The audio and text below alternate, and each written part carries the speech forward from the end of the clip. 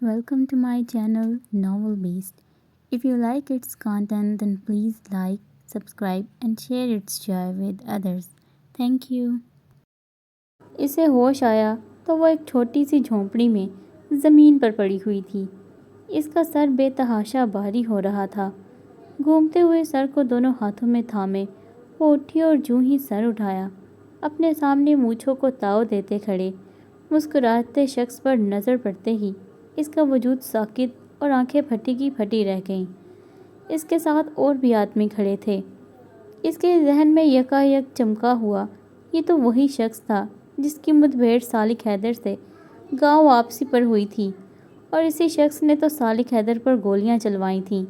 इसके इल्म में ये बात भी थी। तुम क्यों लाए हो मुझे यहाँ?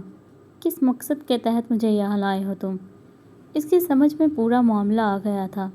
वो अपने फटते सर को संभालती उठ खड़ी हुई और हरासा सी होती चिल्ला कर बोली, ओए चुप! वैसे सालिक हैदर खान की बीवी है ना तू, और यकीनन इसकी कमज़ोरी भी होगी, जब ही तो तेरे से निकाह कर लिया इसने। बड़ा मज़ा आने वाला है जब वो तेरे लिए तड़पता हुआ इधर आएगा।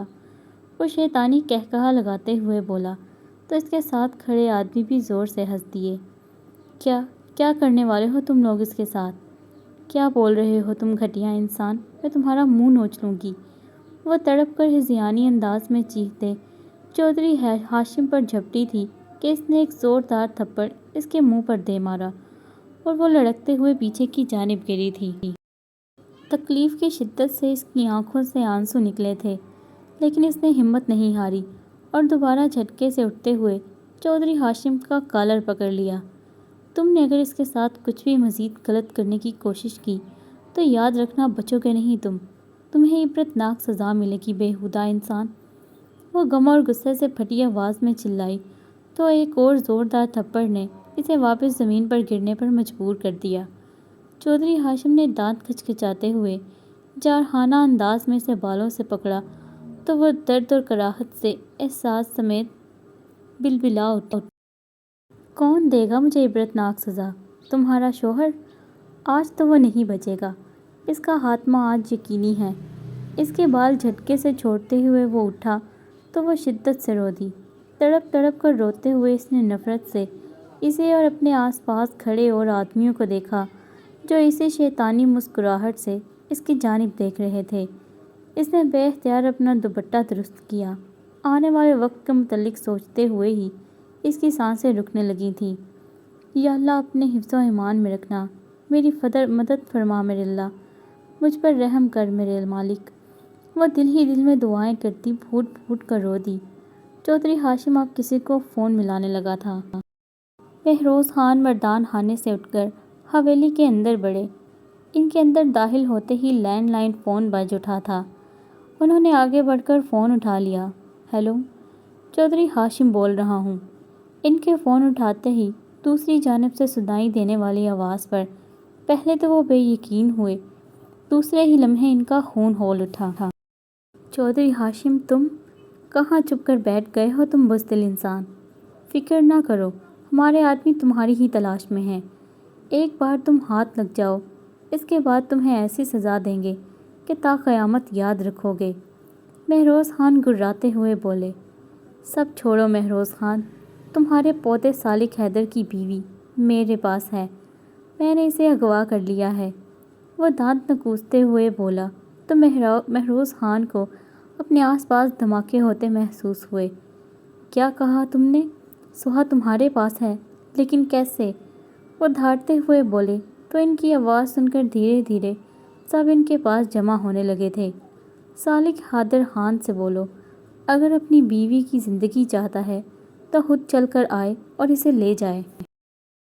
दूसरी तरफ से चौधरी हाशिम की हवासत भरी आवाज़ सुनकर जाओ जलाल से महरोज़ खान का चेहरा सुर्ख हो गया था। तुम अब अपनी खैर मनाओ चौधरी हाशिम, कि तुमने अच्छा नहीं किया। अगर सोहा को कुछ हुआ तो हम तुम्हें मौत के घाट उतार देंगे। वो गुस्से से थिरकते हुए बोले। सब हैरत से खड़े मामले को समझने की कोशिश कर रहे थे। सालिक हैदर की आंख खुली तो इसने कमरे में इधर उधर नज़र दौड़ाई। सोहा कमरे में मौजूद ना थी। वो बालों में हाथ फेरने लगा کہ یکایک اسے مہروز خان کی اونچی آواز سنائی دی۔ وہ حیرت کی زیادتی سے ایک ہاتھ کے سہارے سے اٹھا اور بامشکل پاؤں نیچے کرتے بیڈ پر ایک ہاتھ رکھتے اٹھ کھڑا ہوا اور آہستہ قدموں سے چلتے ہوئے دروازے تک پہنچا اور دروازہ کھول کر باہر نکل آیا۔ سیڑھیوں تک پہنچتے ہوئے اس نے مہروز خان کی بات سمجھنے کی کوشش کی۔ وہ آخر اتنی اونچی آواز میں کس پر چلا رہے تھے؟ مہروز خان نے فون پٹک کر غصے سے سرخ چہرے کے ساتھ چند گہری سانسیں لیں۔ ان کا دماغ دکھ رہا تھا۔ کیا ہوا سائیں؟ چودھری ہاشم کیا کہہ رہا تھا بتائیں، کدھر ہے وہ؟ آپ سوہا کے بارے میں کیا کہہ رہے تھے؟ بی جان نے گھبراتے ہوئے لہجے میں پوچھا تو سیڑھیوں پر کھڑا سالک حیدر سوہا کے نام پر بری طرح چونک اٹھا۔ اس بے غیرت چودھری ہاشم کا فون تھا۔ اس نے کہا ہے کہ سوہا اس کے پاس ہے، جگہ بھی بتائی ہے اس نے، اور کہا ہے کہ اس کی زندگی چاہتے ہو تو سالک حیدر کو میرے پاس بھیجو۔ کب گئی سوہا باہر؟ کیا آپ میں سے کسی نے نہیں دیکھا اسے؟ وہ غصے سے بارود ہوتے چلا کر بولے، جبکہ سالک حیدر کا گرم ہون تو جیسے گن پٹیوں میں ٹھوکریں مارنے لگا تھا۔ بی جان سمیت سب کی چیخیں نکل گئی تھیں۔ بی جان نے روتے ہوئے کلیجے پر ہاتھ رکھ لیا۔ اسما بیگم بھی بے آواز رونے لگی تھیں۔ سبھی اپنی اپنی جگہ پریشان کھڑے تھے۔ یا اللہ اب کیا ہوگا؟ کچھ کریں سائی، پتہ نہیں میری بچی کس حال میں ہوگی۔ بی جان اونچی آواز میں روتے ہوئے بولی۔ اسما بیگم تو صدمے سے نڈھال ہی ہو گئی تھیں۔ سائی وہ نہ ایک عورت باغ کے پچھلے دروازے پر نقاب میں آئی تھی اور سوہا بی بی سے ملنے کا کہہ رہی تھی۔ میں نے ہی آ کر پیغام دیا تھا جی، سوہا بی بی کو تو وہ باغ میں گئی تھیں۔ نازو نے بے حد خوف زدہ ہوتے پوری بات بتائی۔ تو نے یہ بات مجھے کیوں نہیں بتائی نازو؟ بی جان سے ڈپٹتے ہوئے بولی اور سر تھام کر بیٹھ گئی۔ مہروز خان کی پیشانی پر لاتعداد بل پڑ گئے تھے۔ غصے کی شدت سے ان کی پیشانی کی رگیں ابھر آئی تھیں۔ باقی سب اور بھی زیادہ فکر مند ہو گئے تھے۔ دادا سائیں، چودھری ہاشم نے یہ اچھا نہیں کیا، وہ اب نہیں بچے گا دادا سائیں۔ اس کی اتنی جرت، میں اس کا خون پی جاؤں گا۔ بامشکل سیڑھیاں اترتے سالک حیدر نے دھاڑتے ہوئے کہا۔ غیظ اور غضب سے اس کا تنفس بے ترتیب سا تھا۔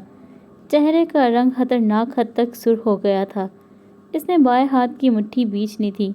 اسے سیڑھیاں اترتے دیکھ کر معاذ نے آگے بڑھ کر باقی کی سیڑھیاں اترنے میں اس کی مدد کی۔ میں جاؤں گا دادا سائیں، اور پلیز مجھے روکیے گا مت۔ چودھری ہاشم آج نہیں بچے گا۔ بہت دے لی اس کو رعایت، اب اور نہیں۔ اور زخمی شیر کی مانند گراتے ہوئے بولا۔ اس کے جانے کا سن کر سب بے یقینی سے اسے دیکھنے لگے۔ کوئی ضرورت نہیں ہے تمہیں جانے کی حیدر، مہروز خان نے سختی سے کہا۔ عباس خان بھی اس کی حالت کے پیش نظر اسے کہ وہاں جانے کا سن کر ہی سخت تشویش زدہ ہو گئے تھے۔ نہیں حیدر، کسی صورت نہیں، تو اپنی حالت دے تو کیسے جائے گا؟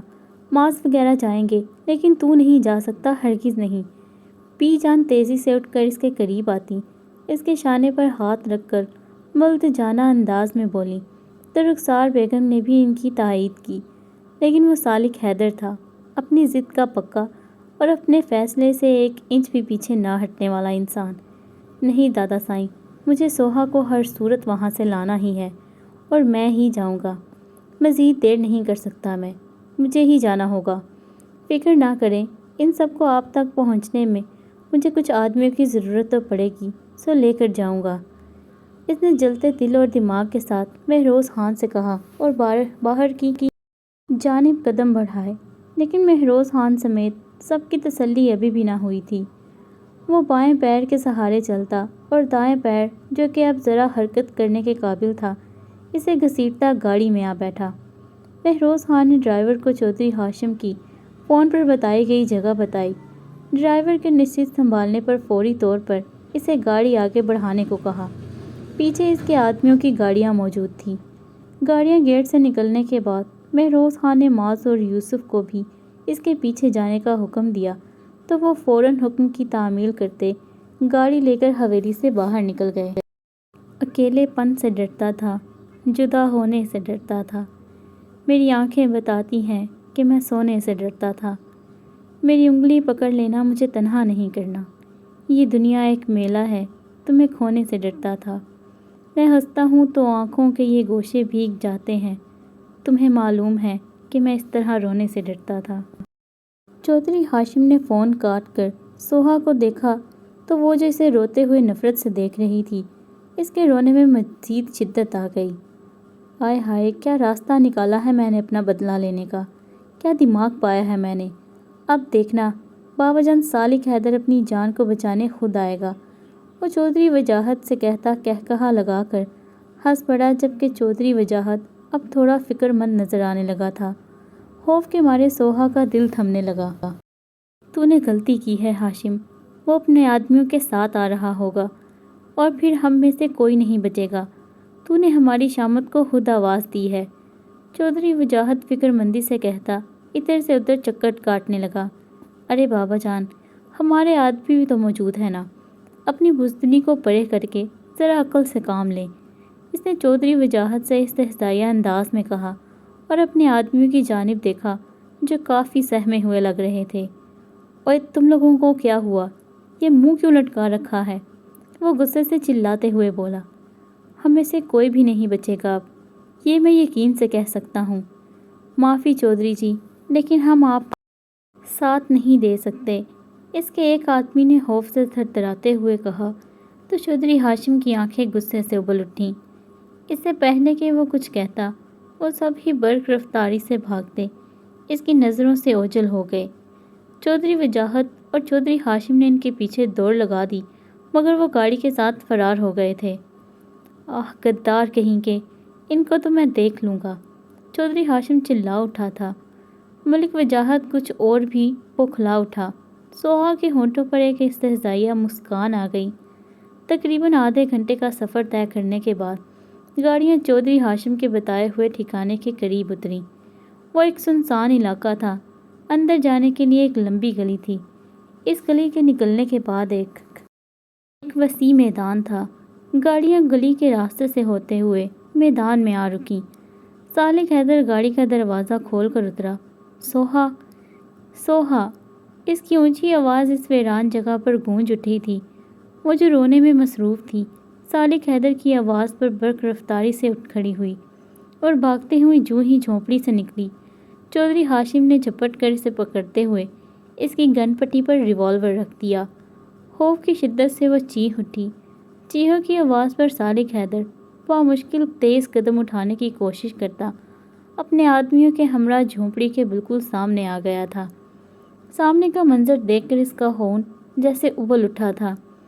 چودھری ہاشم، چھوڑو اسے، اگر اسے کچھ ہوا تو بہت برا ہو جائے گا۔ اس کی آنکھوں میں گویا خون اتر آیا تھا۔ آواز میں شیر کی سی گھرراہٹ اتر آئی تھی۔ سوہا اسے دیکھ کر بے ساختہ ہی روتی چلی گئی۔ چودھری وجاہت بھاگنے کی کوشش میں تھا کہ سالک کے کچھ آدمیوں نے اس کی اس کوشش کو ناکام بنا دیا۔ اس اثناء میں معاذ اور یوسف بھی پہنچ گئے۔ وہ گاڑی سے اتر کر بھاگتے ہوئے اس کی جانب آئے۔ او شہزادے، تمہارے اندر اتنی ہمت ہے کہ تم مجھے مار سکو؟ کوئی آگے مت بڑھنا ورنہ سب مارے جاؤ گے، چودھری ہاشم نے للکارنے والے انداز میں کہا۔ معاذ نے باقی بندوں کو اشارہ کیا تو انہوں نے چودھری ہاشم کے پشت پر جا کر کمال مہارت سے ریوالور اچک لیا اور اسے اپنی گرفت میں جکڑ لیا۔ وہ تو جیسے پاگل ہو اٹھا تھا۔